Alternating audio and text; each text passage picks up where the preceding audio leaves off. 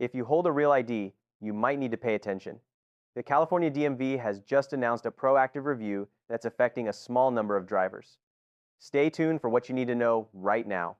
The California Department of Motor Vehicles, DMV, has conducted a self-initiated review of its data systems and found that a tiny fraction of real ID records need updates to stay compliant with federal regulations.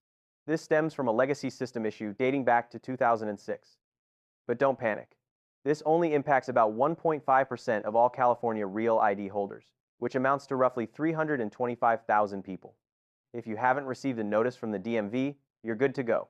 No action needed for nearly 99% of you. For those who do get a notice in the coming weeks or months, the DMV is making it easy. You'll need to take steps to get reissued a real ID or switch to a non-real ID driver's license if eligible. The best part? They'll expedite the process and waive any associated fees to get you sorted quickly.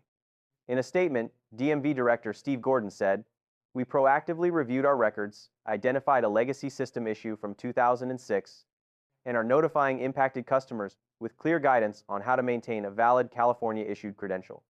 For nearly 99% of real ID holders, no action is required." The DMV remains committed to serving all Californians and ensuring real ID credentials meet federal standards. The DMV is taking these steps right away to ensure full compliance with federal rules and to support those affected without any hassle. That's the latest on this DMV Real ID update. If you're one of the affected, keep an eye on your mail and follow the instructions. For everyone else, drive safe and stay compliant. If you found this helpful, hit that like button, subscribe for more breaking news, and drop a comment below if you've got questions.